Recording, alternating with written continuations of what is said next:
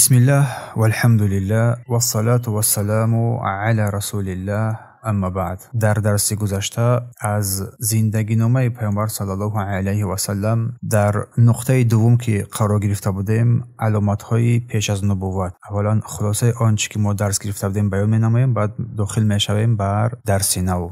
و درس دوم از زندگی نامه پیامبر صلی الله علیه و سلم در بیان علامت های پیش از نبوت صحبت کرده بودیم و همچنین حادثه بنیاد کعبه و داوری رسول صلی الله علیه و سلم، داوری او صلی الله علیه و سلم بین قریش در بیان گذاشتن سنگ و همچنین خبر دادن کاهنان عرب و علمای یهود و راهبان نصارا بر آمدن رسول صلی الله علیه و سلم و همچنین آگاه کردن یهودیان از آمدن رسول الله صلی الله علیه و سلم. و قسمت سوم که ما درس گذشته صحبت کرده بودیم از برگزیده شدن پیامبر صلی الله علیه و سلم بر مبعوث به پیامبری و اولین دعوت آن که دعوت پنهانی بود و اولین چیزی که به آن رسالت رسول صلی الله علیه و سلم آغاز یافت رؤیاهای خوابهای صادق بود، خوابهای راستین. اینکه بیان کرده بودیم که سنگها حتی درختها بر او صلی الله علیه و سلم سلام میگفتند و همچنین صحبت کرده بودیم آغاز نزول جبرائیل علیه السلام و رسول صلی الله علیه و سلم با خدیجه با آنچه که از واقعه هایی که بر او در غار حرا رخ داده بود بین او صلی الله علیه و سلم و بین جبرائیل علیه السلام گذشته بود، نقل کردن او صلی الله علیه و سلم بر خدیجه و همچنین خدیجه رضی الله عنها رفتن خدیجه نزد ورقه بن نوفل و همچنین حادثه رسول الله صلی الله علیه و سلم که به ورقه نقل کرد. سپس صحبت کرده بودیم آغاز نازل شدن قرآن و اسلام آوردن خدیجه بنت خویلد رضی الله عنها و بعد این که سوره اقرا نازل می شود یک چند مدت توقف شدن وحی، قطع شدن وحی، مدت وحی و سپس نزول سوره دوحا و آغاز فرض گردیدن نمازهای 5 وقته یا که معین کردن وقتهای نماز از جانب جبرائیل علیه السلام و ادا کردن نمازهای 5 وقته در وقتهایش و همچنین ذکر اسلام علی ابن ابی طالب، اولین مرد از کودکان اسلام آورد و همچنین ذکر اسلام آوردن زید ابن حارثه، دومین شخصیت و سپس ذکر اسلام آوردن ابوبکر صدیق بود رضی الله عنه و سپس ابوبکر صدیق هنگامی که اسلام آورد پس دوستان ابوبکر صدیق پی هم وارد اسلام شدند. این موضوعاتی بود که ما درس گذشته با همراهی شمایان گرفته بودیم. اما امروز باشد موضوع درس ما الدعوت الجهریه، دعوت آشکارا، دعوت جهری، یعنی آغاز شروع شدن دعوت رسول صلی الله علیه و سلم آشکارا صحبت خواهیم کرد. می‌فرماید که مبادات رسول الله صلی الله علیه و سلم قومه و ما کان منهم، یعنی که بر سر دعوت آشکارای رسول صلی الله علیه و سلم هنگامی که دعوت آشکارا کردند و رسول الله صلی الله علیه و سلم از جانب این قریشیان کافران مکه واکنش های نشان دادن، زوراوری های نشان دادن، خودنمایی های نشان دادن. همین است که ابن اسحاق می‌فرماید ثم دخل الناس في الاسلام ارسالا من الرجال والنساء حتى فشى ذکر الاسلام بمکه. ابن اسحاق میگوید که پس مرد و زنان بسیاری به اسلام پیوستند، داخل اسلام شدند، وارد اسلام شدند، گروه با تدریج تا اینکه نام اسلام در مکه مکرمه، تمام مکه مکرمه را فرا گرفت. صدایش بلند شد و مردم از اسلام سخن میگفتند، سخن میراندند هنگامی که دعوت جهری آشکارا شروع شد. و میفرماید که سپس الله متعال بر رسول الله صلی الله علیه و سلم امر کرد. چی امر کرد؟ یعنی آنچه را که از جانب او سبحانه و تعالی بر محمد وحی شده است، این وحی را دیگر پنهان ندارد بلکه آن را آشکار نماید. فرمان الله آمد، دعوت آشکارا و مردم را به دین الله سبحانه و تعالی بخواند، دعوت نماید صلی الله علیه و سلم. هنگامی که این وحی الهی بر او صلی الله علیه و سلم فرود آمد، دیگر دعوت آشکار شد و مدت طبق روایت های صحیح تقریبا 3 سال رسول الله صلی الله علیه و سلم این اسلام را پنهانی پیش می برد، دعوت های پنهانی داشت صلی الله علیه و سلم تا آن دمی که الله سبحانه و تعالی فرمان داد که دینش را دیگر آشکار کند. دیگر زمان آن رسیده است که ای محمد تو دین را آشکار نمایی در بین مردم، دیگر یگام جای پنهانیش نیست. و آن وقت بود که سخن فرمان الله سبحانه و تعالی فرود آمد و فرمود فاصدع بما تؤمر و اعرض عن المشرکین. ای محمد صلی الله علیه و سلم، آنچی را که به آن امر میشوی دیگر آشکار بگوی، آشکار کن. دیگر زمان آن رسیده است که اسلام به تمام جهانیان دیگر برسد، به تمام مردم برسد. و فرمود و اعرض عن المشرکین، و از مشرکان روی بگردان، از مشرکان روی بگردان. پس این نقطه ما و شما را وادار می نماید که حق باید همیشه در همه جا آشکار بگردد و واسه بر زمان و مکان حالت انسان. و از مشرکان انسان همیشه در هر جایی که باشد روی بگرداند. اولین فرمان به سوی رسول صلی الله علیه و سلم. و همچنین الله فرمود و انذر عشیرتک الاقربین. این آیه هم تأکید می نماید. الله فرمود به سوی پیامبر که ای محمد صلی الله علیه و سلم، خویشاوندان و نزدیکانت را بین بده. هنگامی که انسان حق را فهمید به سوی حق ره سپار شد، پس به این آیه کریمه این فرمانی که الله به سوی پیامبر نازل کرد از نزدیکان خود شروع نما گفت. نزدیکان خود را به سوی این دعوت کن، آنها را بین بده، آگاهشان کن. و فرمود واخفض جناحک لمن اتبعک من المؤمنین. ای رسول، بال مهربانیت را، بال و پرت را، یعنی که مهربانیت را برای مؤمنانی که تو را پیروی کردند فرو بیانداز. با آنها با مؤمنان مهربان باش. این فایده دیگر است که ما بین همدیگر باید مهربان باشیم. امروز این زندگی نامه رسول الله صلی الله علیه و سلم را خوانده ایستادیم که تا که با آن عمل کننده باشیم، پس باید نسبت مؤمنان ما فروتن و مهربان باشیم. و سپس الله فرمود فإن عصوک فقل انی بریء مما تعملون. اگر آنها تو را نافرمانی کردند ای رسول صلی الله علیه و سلم، بر آنها بگو. چی بگو؟ انی بریء مما تعملون. من بیزار هستم، من براءت میجویم از آن چیزی که شما انجام میدهید. هنگامی که این آیه های مبارکه نازل شد، در دعوت دیگر آشکار شد. حقیقت دیگر در بین مردم پنهان قرار نگرفت، همه چیز آشکار شد، همه چیز دیگر رنگ دیگر گرفت. قال ابن اسحاق میفرماید و کان اصحاب رسول الله صلی الله علیه و سلم اذا صلوا. اصحاب رسول الله صلی الله علیه و سلم وقتی که میخواستند نماز بخوانند، نماز بگذارند، ذهبوا الى الشهاب. بسوی درها، بسوی دامنه های کوه ها اطراف مکه قرار داشتند، بسوی با آنجا میرفتند، در آنجا نماز میگذاشتند. و خاطر چیست؟ تا از قومشان پنهان بمانند، تا قوم این رو نفهمد. نمازشان رو مخفی ادا میکردند، پنهانی. و یک روزی بود که سعد ابن ابی وقاص رضی الله عنه با گروه از صحابه در یکی از درهای مکه نماز میگذاشتند، در یکی از درهای مکه نماز میخواندند که یک ناگهان بود که یک چند نفر، یک چند تن از مشرکان به آنها واخوردند. از آنجا میگذاشتند که اینها را دیدند در حالت نمازخوانیشان، با آنها روبرو شدند. هنگامی که صحابگان کرام رضی الله عنهم را دیدند که در این حالت هستند نماز میخوانند، به آنها ایراد گرفتند، آنها را سخن کردند، مسخره کردند، پس زدند. برای چی این عمل را انجام میدهید؟ رکوع میکنید، سجده مینمایید، چرا این کار انجام میدهید؟ همین است که این نقطه ما را وادار میکند که هنگامی که انسان به سوی حق ره سپار شد، حقیقت دین رو فهمید، شاید از نزدیکان خود این گونه سخنان را بشنود، اما باید خسته نباشد. این هنگام بود که بحث با همراهی صحابگان و این مشرکان کعبه مکه بالا شد، بلند شد، صداها بلند شد، بین آنها جنگ و کشمکشی گردید، در حالی که اینها حتی در بیابان بیرون از کعبه نماز می‌خواندند. و در اینجا بود که سعد ابن ابی وقاص که یک کارچه داشت که از استخوان ساخته شده بود، از استخوان شتر، به یکی از آنها یک ضربه زد، به یکی از مشرکان یک ضربه زد و مشرک را زخمی کردند. و این حادثه بود اولین خونی که در راه اسلام ریخته شد، اولین خون در راه اسلام ریخته شد. قال ابن اسحاق می‌فرماید که فلما بعد رسول الله صلی الله علیه و سلم قومه بالاسلام. پس از آن که رسول الله صلی الله علیه و سلم دین اسلام را آشکار نمود و دعوت را به قومش رسانید، چگونه که الله سبحانه و تعالی او را بر این امر فرمود و فرمان داده بود، قومش از او صلی الله علیه و سلم دوری ننمودند،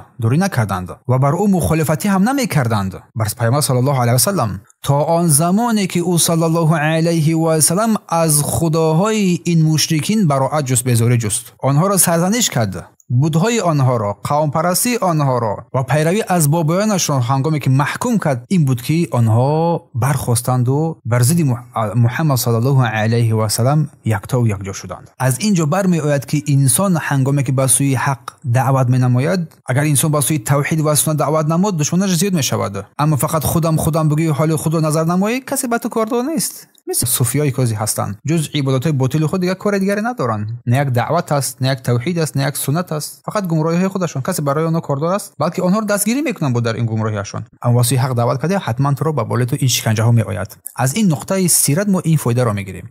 و هنگامی که این کار رو انجام داد مردم با او سخت ناراحت شدند. یعنی که هنگامی که بت‌های آنها را انکار کرد، خدایان آنها را انکار کرد، ما از پدرانمان پیروی می‌نماییم گفته آنها را انکار کرد. در اینجا بود که مردم از او سخت از صلی الله علیه و آله ناراحت شدند، مخالفتش کردند، با او با مخالفت پرداختند و در نهایت ضد او اتفاق شدند. ضد او صلی الله علیه و سلم این مشرکان اتفاق شدند، اتفاق کردند. بغیر آنهایی که الله سبحانه و تعالی بر آنها نعمت اسلام را داده بود، بزرگترین نعمت. و در این وقت آنها صحابگان کرام که اسلام را پذیرفته بودند خیلی کم بودند، اندکی بودند و مقابلیت نشان داده هم نمیتونستند و پنهانی فعالیت میکردند. صحابگان کرام رضی الله عنهم. ابو طالب که عمک رسول الله صلی الله علیه و سلم بود، او را حمایت میکرد. صلی الله علیه و سلم را همچون یک سپر در برابر این دشمنان قرار گرفته بود، از او دفاع مینمود، جانبداری او صلی الله علیه و سلم را میکرد و قدم میزد. رسول الله صلی الله علیه و سلم بر امر الله سبحانه و تعالی ثابت مانده بود. سخن هیچ کسی را از این باطلان گوش نمیانداخت. در حق چنان ثابت مانده بود که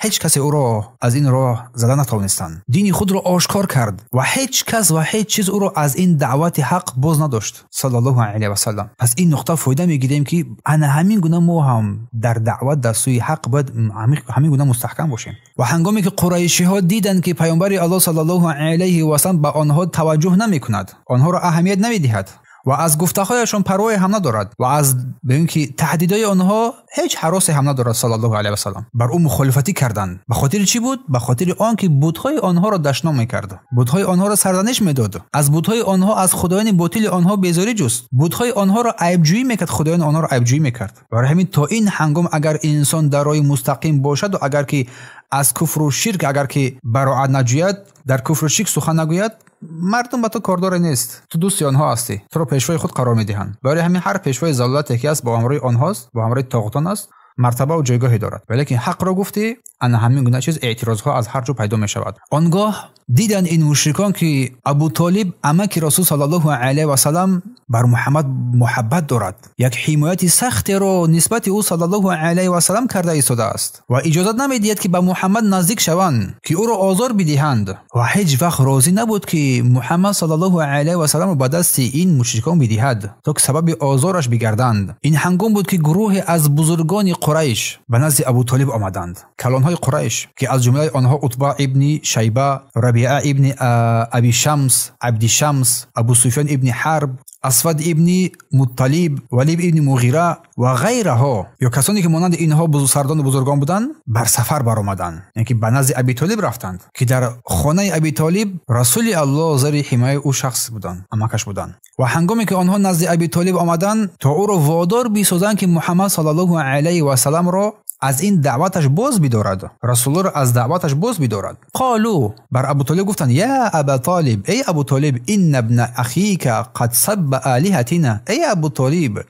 بدرسته که این جیانت محمد خدایان ما را دشنام داده ایستاده است، حقارت میکند، آنها را پس میزند، دین ما را عیب‌جویی کرده ایستاده است، ما را بی خیرت و بی عقل گفته ایستاده است، پدران ما را، گذشتگان ما را گمراه میشمارد. این بزرگان در نزد ابو طالب شکایت دارند و گفتند که پس یا اینکه او را از سخنگویی نسبت ما باز دار که نگوید این سخن را نسبت ما و الهه‌های خدایان ما، یا بر ما اجازت بده که ما خودمان با او روپرو شویم، با محمد صلی الله علیه و آله روپرو شویم. برای چی این گپ را نزد ابو طالب گفتند؟ زیرا که ابو طالب هم در اصل از دین آنها با دین آنها بود، در دین آنها بود. برای همین گفتن که زیرا در اصل تو هم در دین خود پیروی میکنی، از دین خود پیروی میکنی، با دین خود پیروستی و تو هم برخلاف عقیده و گفته او هستی، پس بگذار که ما از او کفایت کنیم، یعنی که کار او را حل کنیم. و این هنگامی که ابو طالب با آنها با نرمی سخن گفت، با نرمی با آنها سخن گفت، با آنها پاسخ داد با سخن نگو و مهربانی، و در این هنگام آنها از پیش ابو طالب برگشتند. فمضى رسول الله صلی الله علیه و آله علی ما هو علیه، این هنگام بود که رسول الله با استواری در دین خود قدم میگذاشت، دعوت میکرد، دعوتش رو ادامه میداد، دین الله را آشکار میساخت در بین مردم. یک مدت نگذشته بود که نیزا و کشمکشی و دشمنی میان او صلی الله علیه و سلم و مشرکان شدت گرفت، سخت شدن گرفت، دشمنی بین حق و باطل و مردم نسبت به یکدیگر دشمن شدند و نسبت همدیگر نفرت پیدا کردند و قریش در میان خود بسیار نام رسول الله صلی الله علیه و سلم را نامش را به زبان می آوردند. هر مجلسی که می نشستند از پیامبر صلی الله علیه و سلم سخن بود. کار محمد را چگونه حل کنیم، چگونه پیش راه دعوت او بشویم. و از او صلی الله علیه و سلم بسیار این مشرکان لبریز غضب شده بودند. کاسه غضب آنها دیگر لبریز شده بود، دیگر خود را بازداشت نمیتوانستند و یکدیگر رو در این مجلس‌هایشان، در این کار و فعالیتشان، این مشرکان بر ضد محمد صلی الله علیه و سلم یکدیگر رو شورش می‌برداشتند با سخنانشان تا که دشمنیشان نسبت این دین باز بیشتر زیادتر بگردد. و در نهایت بار دیگر گروه از بزرگان قریش جمع شدند و نزد ابو طالب آمدند. فقالوا له، و بر ابو طالب گفتند یا ابو طالب، ای ابو طالب، ان لك سنا و شرفا و منزله فینا. ای ابو طالب، به درستی که تو شخصی هستی که سالمند، یکی کلان سال هستی، چون کلان سالها مورد احترام ویژه‌ای داشتند خاصه. ای ابو طالب، تو با عزت هستی، تو صاحب منزلت هستی در میان ما، قدر و منزلت جایگاهی داری در میان ما. سنی ابو طالب گفته ایستادند و این نه به درستی که ما الکی نزد تو آمده بودیم و آمدیم تا از جیانت بخواهیم که دعوتش رو باز دارد، یا اینکه تو رو به ما بسپاری، بر ما بدهی محمد رو تا که ما کار وی رو حل نماییم. و سنی ابو طالب گفتند سوگند به خدا، سوگند به الله که ما دیگر صبر نداریم، صبر ما، طاقت ما طاق شد، دیگر ما صبر و تحمل دشنام این خدایان ما رو نداریم و صبر و تحمل پسزنی این پدران ما رو نداریم. از به عقلگویی، از کمخیردی، از عیبگیری، از عیبجویی خدایانمون دیگر میخوایم دفاع نماییم. وقتی دفاع رسیده است، تا آن دمی که تو رو با ما بسپاری یا او رو باز داری از این دعوتش، اگر تو این دعوتی ما رو این هنگام که آمدیم که میخوایم تو رو باز بداری یا که وی را با میسپاری، اگر که تو سرکشی نمایی با تو خواهیم جنگید، با تو می جنگیم. تهدیدها هم کردن رسول ابو طالب تو اینکه یکی از این گروه، دو گروه هلاک بگردد، یا ما هلاک میگردیم یا شما هلاک میگردین. شدت گرفت دعوت، بگیم که زوراوری آنها. بعد اینکه این سخنان را گفتن و از نزد ابو طالب برگشتن بر خانه های خود و این سخنها را هنگامی که ابو طالب از این مشرکین شنیدن، بر قلب ابو طالب سخت گران شد، سخت شد که جنگ شود، در اینجا کشتار شود و غیر از این. دید که قومش دیگه او را دشنام میگیرن، دشنام میدهن، دشمن گرفتن او را و میخوان که همه مناسبت ها را با ابو طالب قطع کنند. اما از جانب دیگر نمیتوانست که این جیانش را ترک نماید، نمیتوانست که جانبداری او را هم نکند و میگفت که نمیتوانم رسول الله صلی الله علیه و سلم را تنها گذارم، نمیتوانست او را تنها بگذارد، چون یتیم بود صلی الله علیه و سلم. و این هنگام بود که در این میانی سختی دل و مخالفت قومش و همچنین محبت چقوری بر پیامبر صلی الله علیه و سلم که غرق داشته بود، سپس ابن اسحاق می‌فرماید که حدثني یعقوب ابن عقبه ابن مغیره، یعقوب ابن عتبه ابن مغیره ابن اخنس به من نقل کرده که از کسی شنیده بود، از کسی شنید. وقتی قریشی ها بس این سخنان را به ابو طالب گفتند و ابو طالب بر ابو طالب این سخنان گران آمد، سخت آمد و این هنگامی که رسول الله صلی الله علیه و سلم را فرا خواند، او را دعوت کرد ابو طالب نزد خودش و گفت ای جیانم، قومت نزد من آمدند و چنان گفتند. سخن را بر محمد صلی الله علیه و سلم گفت مانند همان چیزهایی که بیان کردیم قومش گفتند. و سپس ابو طالب گفت که ای محمد، پس بر من و بر خودت رحم کن، بر من و خودت رحم کن و بر دوش من برگردن من چیزی را نگذار که توان آن را نداشته باشم. سخنانش معلوم است دیگر. و رسول الله صلی الله علیه و سلم این هنگام فهمید و پنداشت شاید عمکش از یاری کردنش دست بکشد یا دست میکشد یا میخواهد او صلی الله علیه و سلم را به دشمنان بسپارد. از سخنان عمکش این را فهمید و درک نمود که دیگر عمکش قوت دفاع کردن و پشتیبانی از او صلی الله علیه و سلم را ندارد. فقال رسول الله، این هنگامی که رسول الله گفت یا عمی، گفت ای عمکم، والله لو وضعوا الشمس فی یمینی والقمر فی یساری، گفت ای عمک، قسم به الله، سوگند به الله، اگر آفتاب را در دست راست من بدهند و ماه را در دست چپم بدهم، این امر و این دعوت الله را هرگز و هرگز ترک نمی کنم. صلی الله علیه و سلم یک جواب قطعی داد، جوابی که این را هیچ کس منتظر نبود. قسم به الله، سوگند به الله، اگر آفتاب را در دست راستم بدهم این ناممکن است، اگر ماه را در دست چپم بدهم این کار تماما ناممکن است. من این امر و این دعوت را هرگز ترک نمی کنم. خیال شما دیگر راحت باشد ای عمک، اگر من رو میگذاری، اگر من رو میسپاری، پس من حمایتگر غالب توانایی دارم، پروردگار عظیم و شان. و فرمود رسول صلی الله علیه و سلم تا آن دمی که من این امر و این دعوت رو نمیگذارم تا آن دمی که الله غالب و قادر توانا این دعوتش رو غالب بگرداند، پیروزش بگرداند، یا من در این راه به هلاکت میرسم. صلی الله علیه و سلم میگوید یا من در این راه به هلاکت میرسم و هرگز این رو ترک نمیکنم. و این هنگام بود که اشک مبارک رسول الله صلی الله علیه و سلم جاری شد، گریه کرد. سپس از نزد عمکش برخاست و رفت. هنگامی که از جایش خست و به راه برآمد صلی الله علیه و سلم به راه افتاد، ابو طالب او را صدا زد، گفت برگرد ای پسر عمکم، ای پسر عمکم، ای محمد برگرد، بیا به نزدم. و پیامبر الله صلی الله علیه و سلم این هنگام بود برگشت و ابو طالب بر او گفت بیرو ای جانم، بیرو، هر چی میخواهی بکن، هر چی میخواهی بگو و انجام ده، چیکار میکنی کدنگیر؟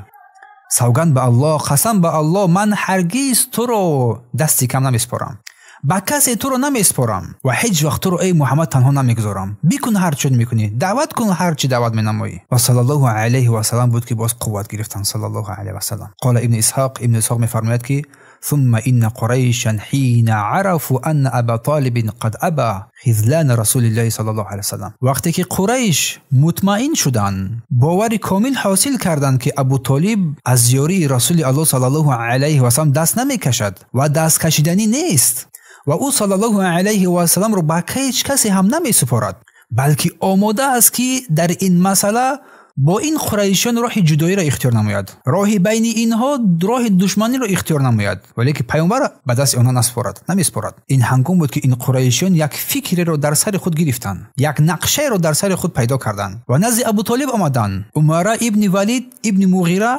که جوان زیبا و توانا قدرتمند از قریشی ها آن را به خود آوردند. این عمره ولید ابن مغیره رو، فرزند ولید ابن مغیره رو، با روایتی که ابن اسحاق میگه که به من رسید گفتند ای ابو طالب، این از عمره ابن ولید، جوان زیبا، با زیبایش شهرت داشت در بین قریش، زیباترین قریشی ها بود. این رو بگیر، این عمره رو بگیر، این رو با خود بگیر، از عقل و از قوت و استفاده بر، او رو همچون پسر خود بگیر، او از آن توست، این عمره از آن توست، بگیر این رو، اما پسری برادرت رو بر ما بده، ایواز یعنی در ایواز، پسری برادرت محمد صلی الله علیه و سلم را بر ما بده و این عمره با این زیباییش، با این قوتش با تو در کار میشود و همچون در دین تو است، ولی که محمد رو بر ما بده که در دین تو نیست، بده او را بر ما بسپار. این محمدی که میون قوم تفریقه انداخته ایستاده است، ما بین دین خود و دین تو مخالفتی کرده ایستاده است و این فکر اندیشه مردم رو پس شمرده ایستاده است، او رو به ما بسپار تا او رو بکشیم. این رو بگیر، عمره رو بگیر، ولی که محمد رو بده تا که ما محمد رو بکشیم، این جوان بگذار پسر تو باشد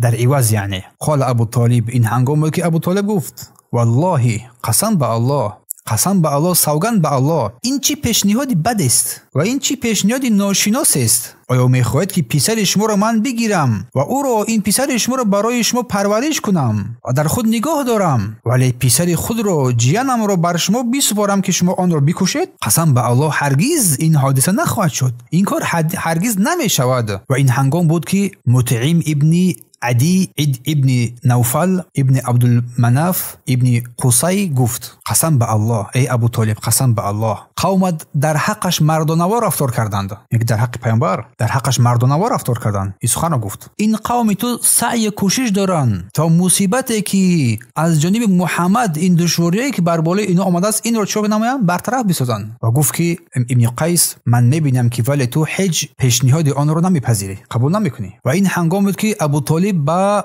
مطعم گفت نه، قسم به الله، آنها به انصافی کردند، بر این حکم ظالمانه خود به انصافی کردند، اما تو ای مطعم گویا قرار دادی که مرا خیانت کنی و بر ضد من با کمک آنها ببرایی، پس هر چی میخواهی کردن گیر. و هنگامی که این سخنها بین آنها رفت، وضعیت در آن را شدت گرفت، علاقه ها قطع شدند، آتش دشمنی در آنجا برافروخت و مردم روی راست بر ضد او مخالفتی نشان دادند. سپس ذکر ما فتنت به قریش المؤمنین و عذبتهم علی الایمان، و اینجاست که ذکر آنچه که قریش چگونه مؤمنان را عذاب دادند و چگونه بر مؤمنان عذاب شکنجه را آوردند و فتنه کردند برای مؤمنان در ایمانشان. قال ابن اسحاق میگوید که ثم ان قریشا تذامروا بینهم على من فی قبائل منهم من اصحاب رسول الله صلی الله علیه و آله الذين اسلموا معه.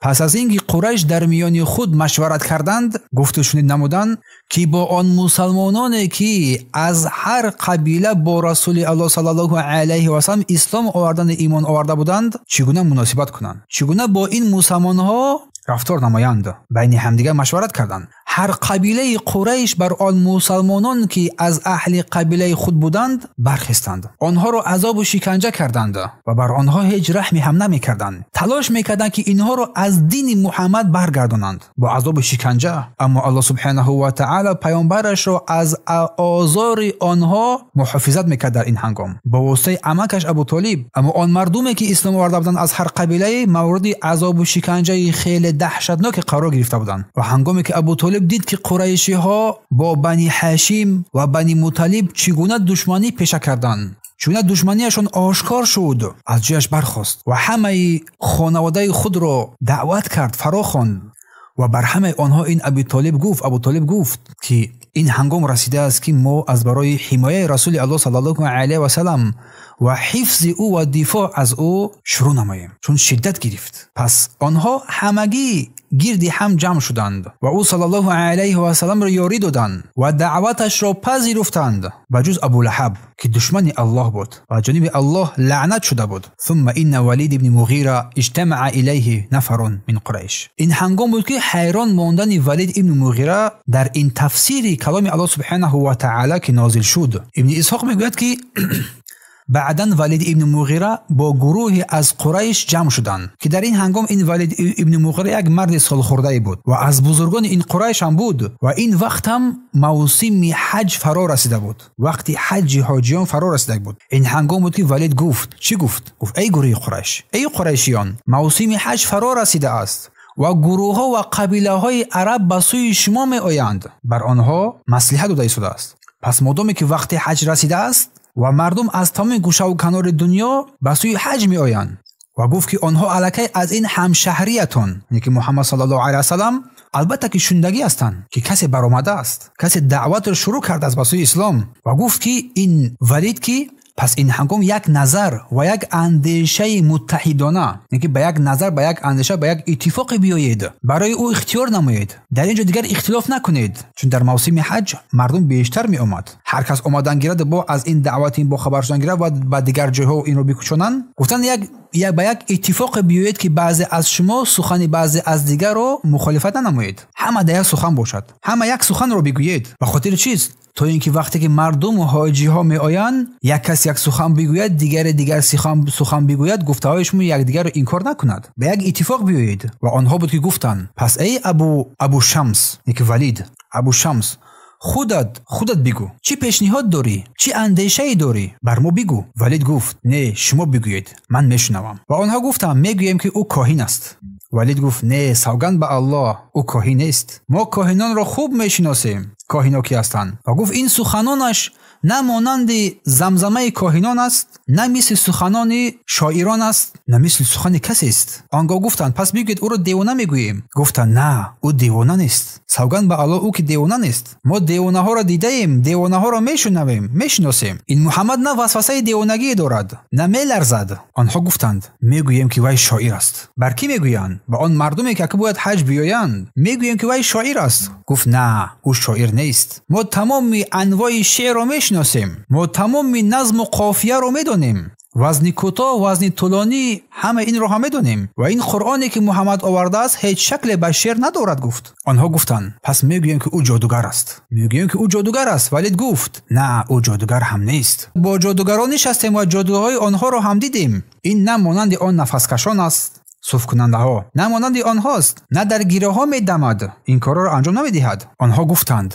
این قریشی ها پس چی بگوییم ای ابو شمس؟ که ولید. در این هنگام بود که ولید گفت سوگند به الله، سخن او قرآن شیرینی دارد، قسم خود در بین مردم که تمام قلانه قریش نشستگی است، گفت قسم به الله که سخن محمد یک شیرینی دارد، یک لذت دارد، یک ریشه اش پرثمر است و میوه اش شیرین است و شما هر چی که میخواهید به او بگویید همه این نسبت وای دروغ است. شایسته نیست که وای با این سخنها گفته شود، با این لقب ها گفته شود. اگر شما این سخنها را بگویید در بین مردم وای شاعر است، وای دیوانه است، وای کاهن است، مردم که از این چیز با خبر هستند سخن شما را دروغ میشمارند و دروغ بودن شما آشکار میگردد و گفتند که بهترین نظر شما این است که بگویید او جادوگر است و با سخن آمده است که با جادوی آمده است که جادویی میکند، جادویی که میانی پدر پسر، میانی برادر، میانی مادر، میانی مرد و زنش جدایی می اندازد، میانی خشتبار جدایی می اندازد با این سخنش. و آنگاه بود که آنها در این مجلس خود با این سخن اتفاق کردند و از نزد ولید پراکنده شدند همگی و سپس هر یکی آنها در این راههای مکه می نشستند و هنگامی که مردم از برای حج می آمد، هر کس را که از حج می آمد به نزد او می گذاشتند، به نزد او می رفتند. از محمد صلی الله علیه و سلم اون حاجیان را می ترسانیدند و برای حاجیان سخنان دروغ می گفتند و در قلب حاجیان ترس و وحشت را می انداختند، چون که امروز هم هست نسبت منهج صحیح، عقیده درست، بنا سلفی ها، وهابی ها، نمیدونم دیگر چیزها، مردم را از راه حق چیکار میکنن؟ میخوان دور بسازن. این گونه طایفات تا حاضر هم هست، پیروان انامین، مشرکین صفت میکنن تا که مردم از نو بگریزد، فرار نماید. در حال کلمه سلف اگر ما بگیریم در لغت عرب چی است؟ گذشتگان است، صحابگانی که رو میگن، نه که مردمی که این کلمه رو نمیفهمن در فتنه آنها گرفتار میشوند. الله هم ما رو از هر گونه فتنه های نجات بخشد. و این هنگام بود که الله متعال برای ولید ابن مغیره و در خصوص همین حادثه آیه‌های را نازل کرد. ذرنی و من خلقت وحیدا، بگذار مرا با آن کس که او را آفریده است، و جعلت له مالا ممدودا، و بر او مال فراوان، دارایی فراوان دادیم، و بنین شهودا، و بر او فرزندان و همراهان همصحبتان دادیم، عطا کردیم، و مهدت له تمهیدا، و برای زندگی را آسان گردانیدیم. ثم یطمع ان ازید،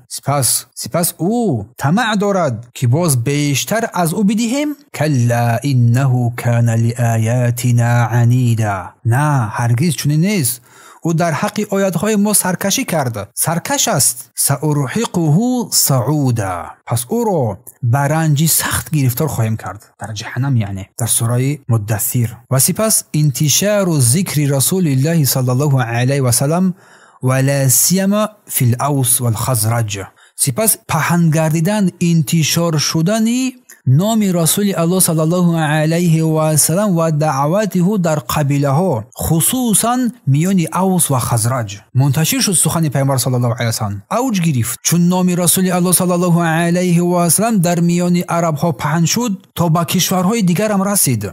در مدینه، از اون در مدینه سخن میکردند، سخن میگفتند، تمام مشرق و مغرب را فرا گرفت دعوت او صلی الله علیه و سلم. و در آن وقت بود که هیچ قبیله از قبیله های عرب به اندازه قبیله اوس و خزرج از کار رسول الله صلی الله علیه و سلم آگاه نبودند، از دعوت او آگاه نبودند، که اوس و خزرج آگاه تر بودند از این دعوت او صلی الله علیه و سلم.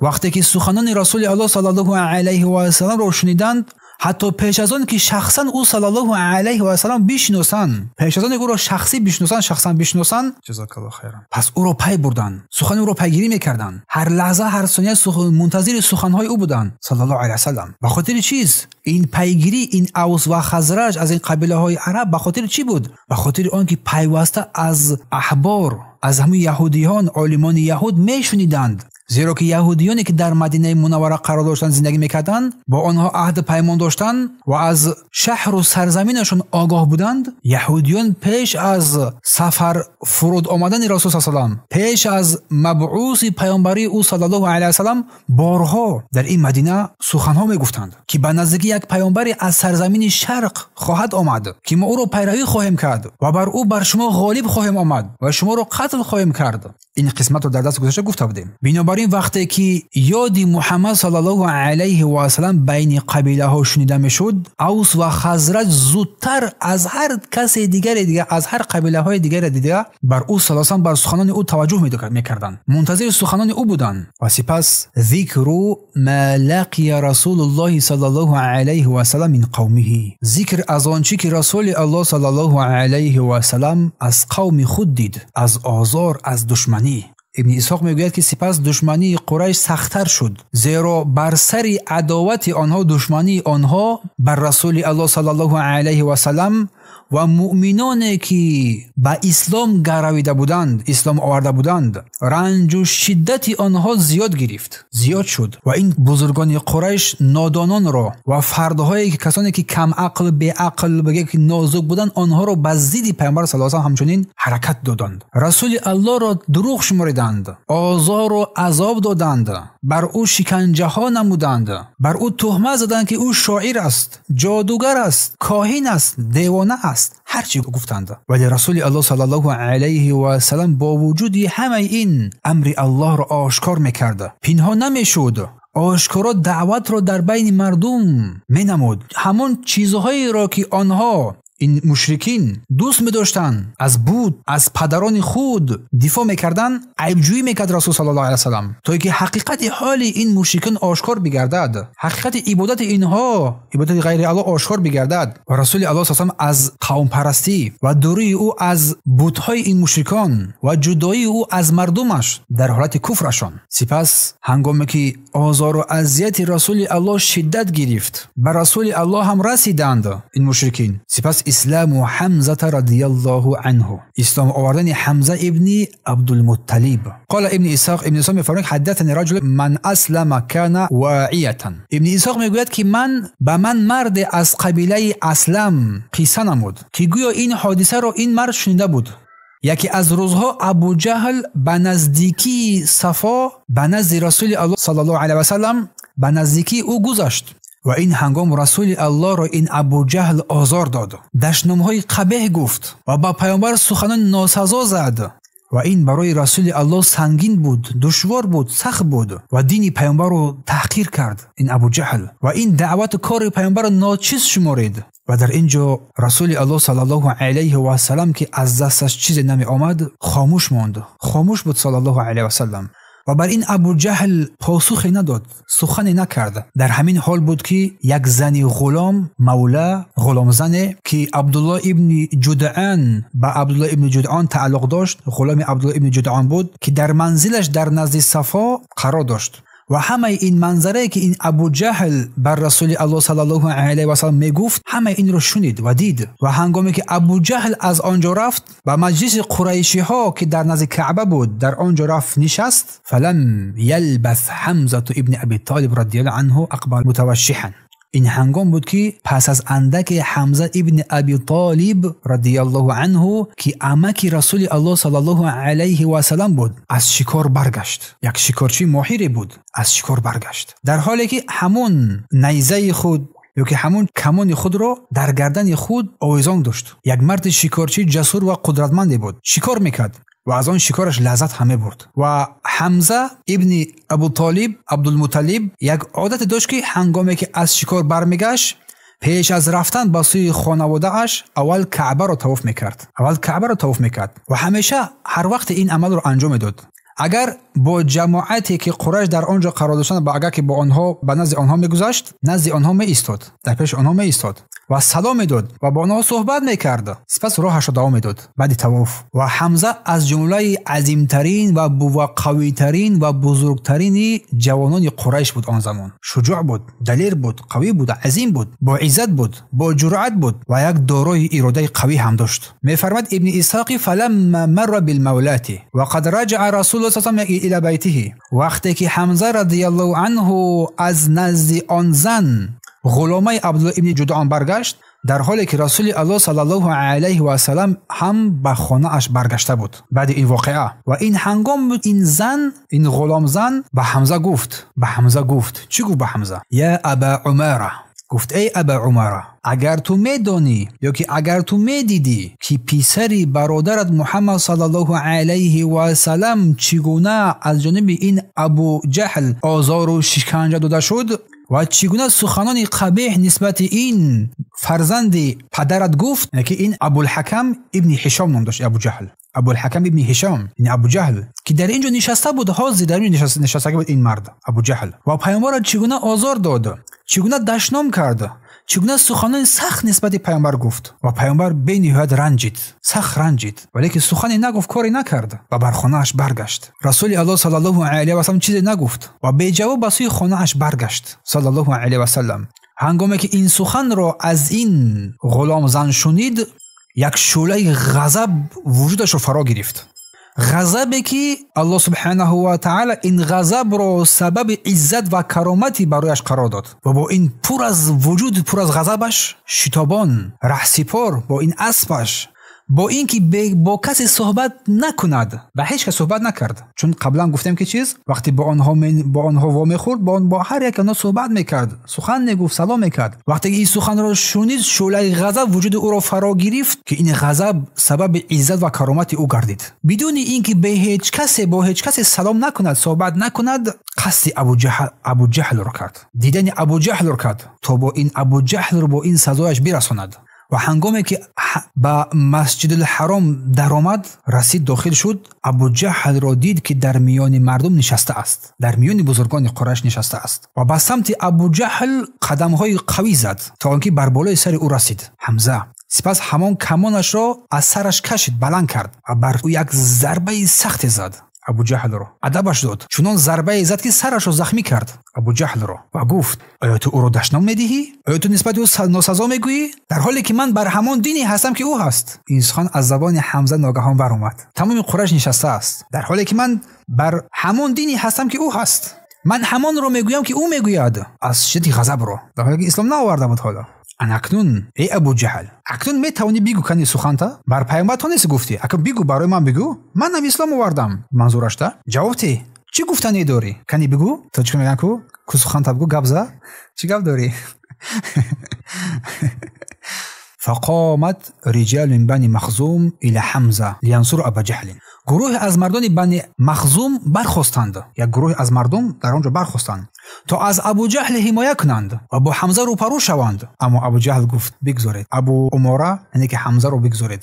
савганд ба Аллоҳ, ман худ писари бародараш Муҳаммадро сахт даштом дода будам. яъне ки қасд гирифт, ҳамза қасд гирифт, ман ӯро даштом додам, дар ҷавоб ин ҷавобро гирифтанд. ва ин амал сабаб шуд ки ин низоу кашмокашӣ дар он ҷо ки бояд шӯълаъвар мешуд, хомӯш шуд. ҳамза радияллоҳу анҳу ба ислом устувор монд. аз ҳамон дам ки исломро пазируфт, ба ислом устувор монд ва ба он чизе ки расули Аллоҳ саллаллоҳу алайҳи ва саллам даъват мекард пайваст. вақте ки ҳамза радияллоҳу анҳу ислом овард, Қурайш ин ҳангом фаҳмид, дарёфт ки расули Аллоҳ саллаллоҳу алайҳи ва саллам акнун қувват гирифт, акнун бо иззат шуд, иззат пайдо кард, зеро ки ҳамза дар байни Қурайш шахси пурқуввате буд ва мардум аз ӯ метарсиданд. ба истилоҳи дигар шери Қурайш буд, паҳлавони Қурайш буд ва ҳамчунин муҳофизи Қурайш ҳам буд. дар ин ҳангом онҳо фаҳмиданд ки ӯ расули Аллоҳ саллаллоҳу алайҳи ва саллам дигар муҳофиз ва пуштибони қавие дорад. ва ин ҳангом буд ки аз баъзе ҷиҳатҳо аз душманӣ ва озоре ки пештар ба расули Аллоҳ мерасондам кам шуд. ба исломи ҳамза озори расул кам шуд. ва сипас қавлу Утбата ибни Рабиа фи амри расулиллаҳи саллаллоҳу алайҳи ва саллам.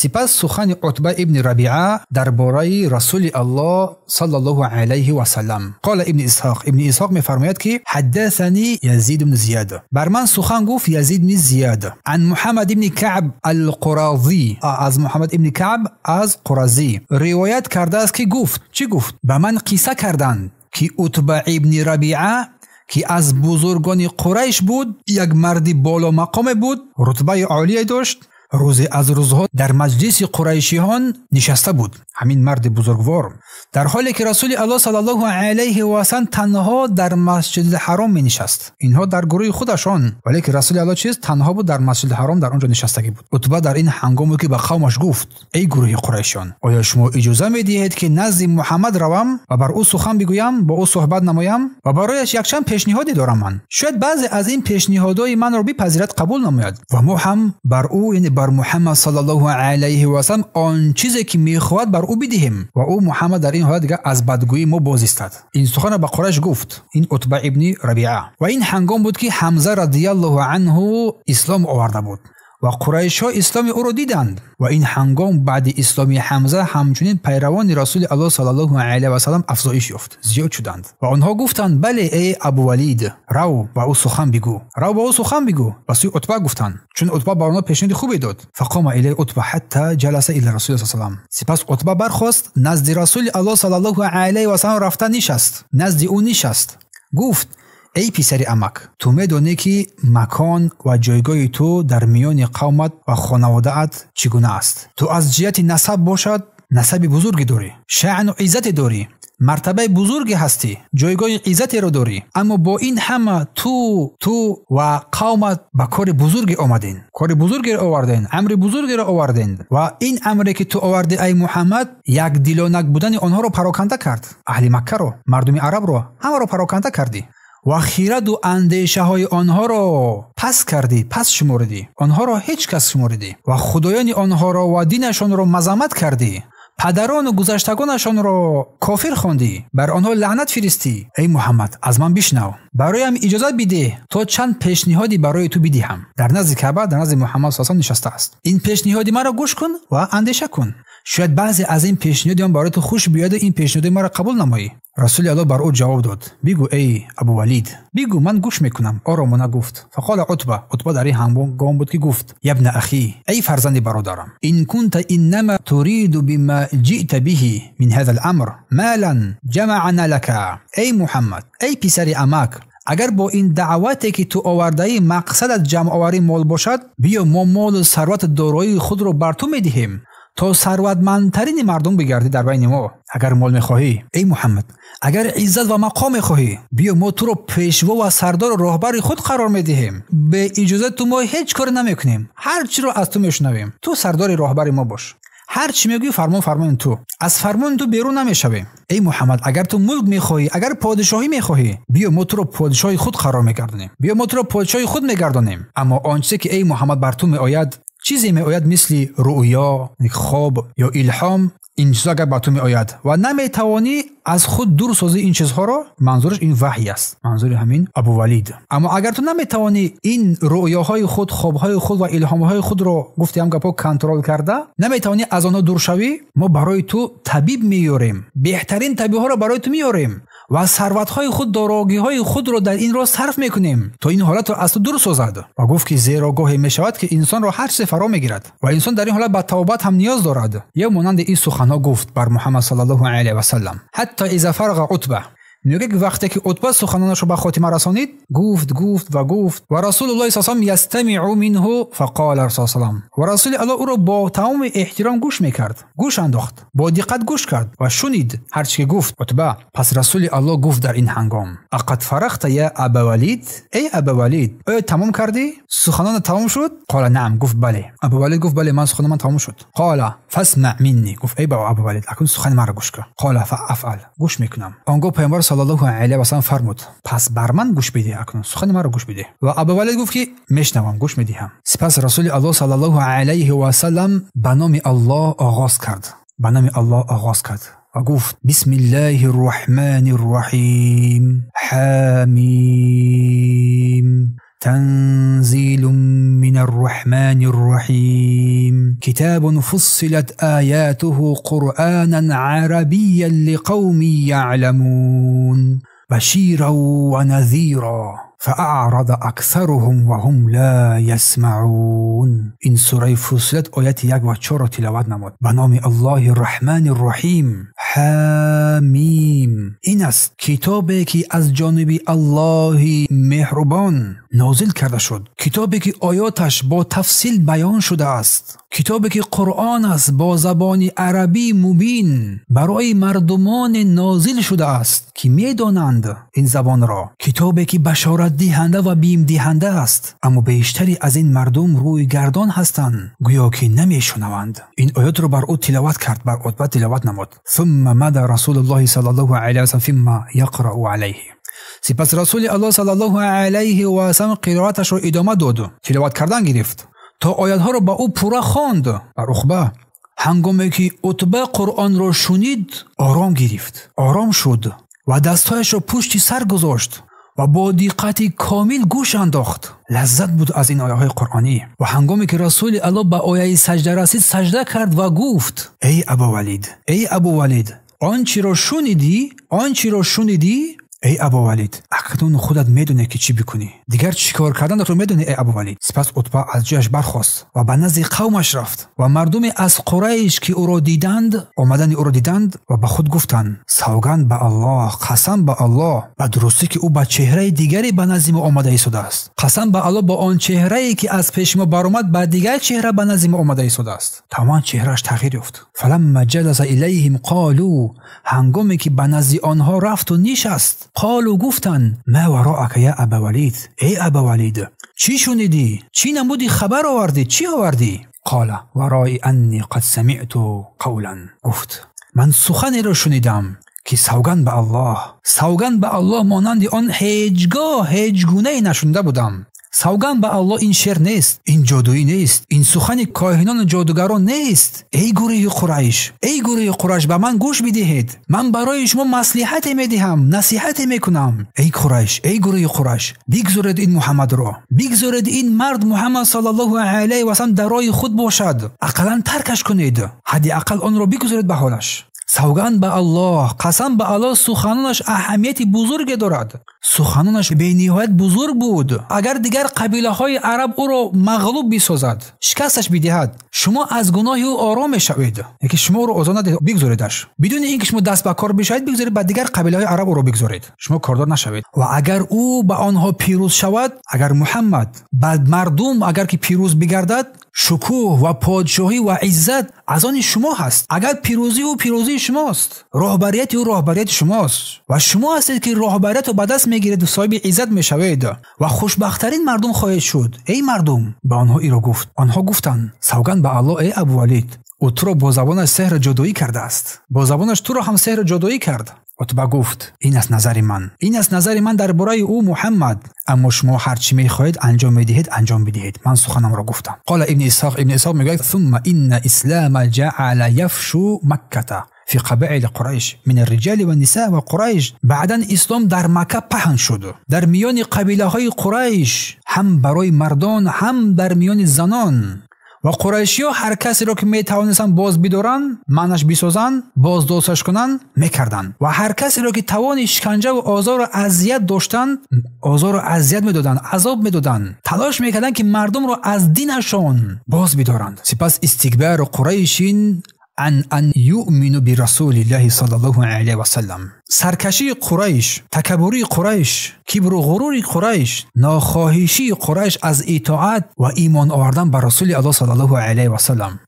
وقتی که رسول الله صلی الله علیه و سلم نزد آنها آمد، با آن حقی که برای آنها آورده بود، با آن راستی که بسوی آنها دعوت می‌نمود، بسوی آن دعوت می‌کرد، با آن راستی که از زبان رسول الله صلی الله علیه و سلم می‌شنیدند و جایگاه نبوت او صلی الله علیه و سلم که از غیب از جانب الله سبحانه و تعالی برایش آورده بود، مخصوصا وقتی که در او صلی الله علیه و سلم شبهه می‌کردند، از او سوالها میپرسیدند در حالی که جوابهای درست میگرفتند. رسول الله گجای نخوانده بود، از او جوابهای درست و قانع کننده میگرفتند. این هنگام بود که حسد بر دلهایشان آنها را از پیروی و تصدیق حق باز داشت. آنها نافرمانی الله را کردند و امر او صلی الله علیه و سلم آشکارا رد کردند، در کفر و سرکشی خود عناد ورزیدند.